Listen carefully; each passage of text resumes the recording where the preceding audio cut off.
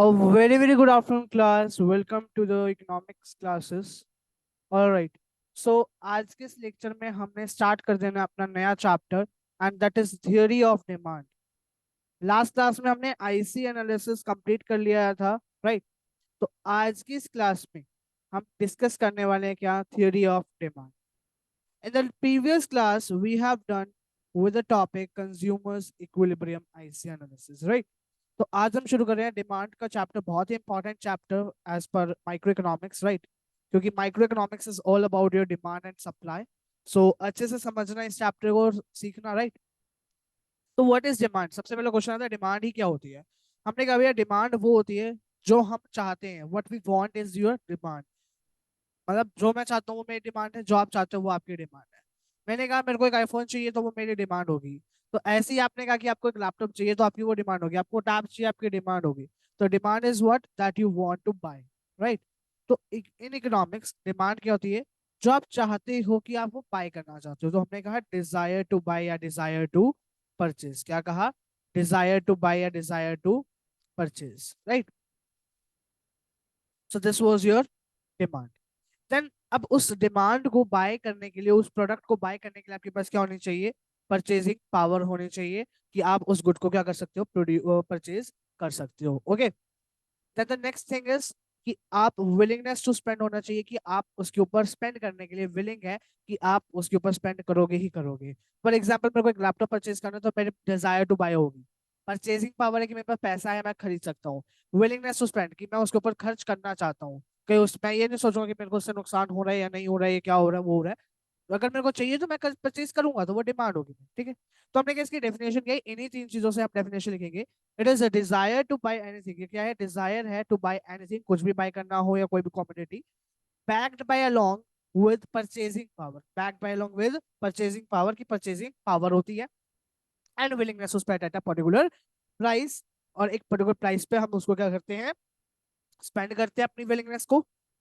मतलब जो हम परचेज करना चाहते हैं अपने पैसे को स्पेंड करते हैं एक पर्टिकुलर प्राइस पे और during a period of time, उसको हमने क्या कहा, डिमांड का। तो बोलेंगे मेरे साथ, it is a desire to buy anything और any commodity backed along with, buy बेशक हटा दो यहाँ पे, backed along with purchasing power and willingness to spend at a particular point, at a particular price and during a period of time। तो वो क्या है आपकी, वो आपकी क्या है, डिमांड है, right. Now the topic comes is difference between demand and quantity demand, कि डिमांड में क्या फर्क है और क्वांटिटी डिमांडेड में क्या फर्क है, दोनों एक ही चीज है या अलग अलग चीजें होती हैं। तो मैंने कहा भैया ये दोनों अलग चीजें होती है। जो डिमांड होती है उसको हम एक जनरल लेवल पे स्टडी करते हैं, मतलब क्या है, अगर प्राइस बढ़ता है तो डिमांड फॉल होएगी और अगर प्राइस गिरता है तो डिमांड बढ़ेगी। तो वही लिखा हुआ है कि price falls demand rises and vice versa, right. But quantity demand क्या होती है, जो एक स्टडी की जाती है स्पेसिफिक पॉइंट पे, कि इस लेवल पे या इस प्राइस के ऊपर मेरी कितनी डिमांड थी। तो यहाँ पर एक एग्जांपल ले रहा है कि 5 रुपए के ऊपर मेरी कितनी क्वांटिटी डिमांड हुई है, that will be called my quantity demanded, कि एक पर्टिकुलर प्राइस पे कितनी क्वांटिटी डिमांड हो रही है, राइट। तो यहाँ पे आपको लिखा हुआ है कि मान लो, अब यहाँ पे आप टेबल देख सकते हैं, right. In table you can see here कि 5 रुपए, 5 रुपए से 4 रुपए हो गया, राइट। फिर 4 रुपए से 3 रुपए हो गया, फिर 3 से 2 हो गया, फिर 2 से 1 हो गया। तो यहाँ पर क्या हुआ, प्राइस गिरता गया और क्वांटिटी हमारी बढ़ती गई एक तरह से, 1 से 2 होगी, 2 से 3 होगी। तो price falls demand increase and vice versa. लेकिन अगर मैं कहूँ क्या, कि मेरे को जो डिमांड है, मेरे को चाहिए कि मेरे 2 रुपए पे कितनी डिमांड हो रही थी, तो मैंने कहा 2 रुपए तो भैया 4 डिमांड हो रही थी। तो this will be called my quantity demanded, this will be called my quantity demanded, ठीक है। इसको हम क्वांटिटी डिमांड कहेंगे, राइट। फिर आया डिमांड शेड्यूल, क्या होता है।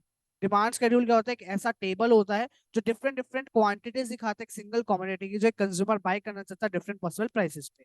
ये क्या है, ये डिमांड शेड्यूल ही तो है आपके सामने, ये जो है ये क्या है, डिमांड शेड्यूल ही तो है, कि 5 रुपए पे एक क्वांटिटी परचेज कर रहा है कंज्यूमर, 4 रुपए पे दो कर रहे हैं, और 3 रुपए पे तीन कर रहे हैं, 2 पे 4 होगी, 1 रुपए प्राइस पे 5 लोग कर रहे हैं, राइट।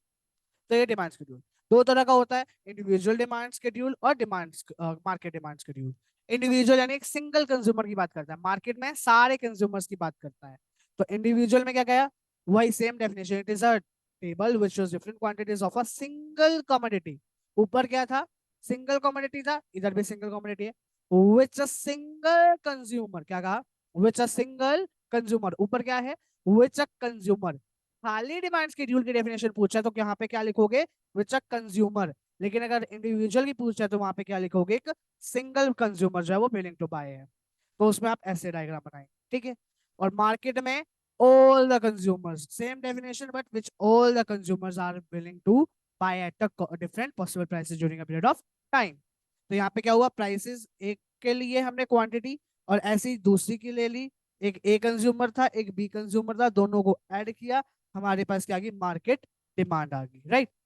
तो मार्केट डिमांड क्या हुआ, एक हॉरिजॉन्टल समीशन हुआ। हॉरिजॉन्टल समीशन का मतलब क्या है कि हम इस वे में ऐड कर रहे हैं, कैसे, इसको ऐड कर रहे हैं, फिर इसको ऐड कर रहे हैं, फिर इसको ऐड कर रहे हैं, इसको ऐड कर रहे हैं, फिर इसको ऐड करके यहाँ पे सामने लिखते जा रहे हैं, ठीक है ना। तो this was your market demand schedule, right. Then we have what, then we have demand curve. क्या होता है डिमांड कर्व, डिमांड शेड्यूल का ही ग्राफिकल रिप्रेजेंटेशन होता है। सेम डेफिनेशन है डिमांड शेड्यूल की, यहाँ से सिर्फ लिखा है, it is a graphical representation of demand schedule which shows same different quantities of a single commodity that a consumer is willing to buy at a particular point of time is called demand curve। Same दो तरह के होते हैं, individual demand curve, individual और market demand curve, ठीक है। Individual demand curve individual schedule की ले लो, और मार्केट डिमांड कर्व में मार्केट स्केड्यूल की क्या ले लो, डेफिनेशन ले लो। बस क्या लगाना है, एक वर्ड की क्या है, ग्राफिकल रिप्रेजेंटेशन है। ग्राफ में उसको रिप्रेजेंट कर दो। जैसे हमारा क्या था, एक कर्व में कह रहा है कि एक रुपए क्या कहते हैं, 5 रुपए पे एक क्वांटिटी प्रोड्यूस हुई, मतलब जो है वो सेल की गई या कंज्यूमर ने डिमांड करी। ऐसे ही 4 रुपए पे दो ने करी, 3 रुपए पे 3 ने करी, 2 रुपए पे 4 ने करी, 1 रुपए पे 5 ने करी। ऐसे ही कह रहा है कि भैया 5 रुपए प्राइस पे 2 ने करी, 4 रुपए प्राइस पे 3 ने करी, 3 रुपए प्राइस पे 4 ने करी। ऐसे ऐसे करते गए, एक ये डिमांड कर्व बनी, एक डिमांड कर्व ये बनी। इन दोनों को मैंने ऐड कर दी क्वांटिटी को, तो मैंने कहा 5 रुपए पे कितनी होगी, 4 हो गई, 4 हो गई, 3 हुई, दो इधर थी एक इधर थी, 3 आएगा, ठीक है। फिर 4 पे कितनी हो जाएगी, 3 और 2 5, तो ये आ गया 5 पे। ऐसे फिर आगे करते जाएंगे करते जाएंगे करते जाएंगे, तो यहाँ पे ये डिमांड कर्व हमारी बन जाएगी, ठीक है ना, मार्केट डिमांड कर्व बन जाएगी। तो this was your market demand curve, ठीक है। नेक्स्ट टॉपिक है हमारा डिमांड फंक्शन का most important topic, that we will do in the next class. तब तक के लिए bye bye, thanks for watching this video everybody.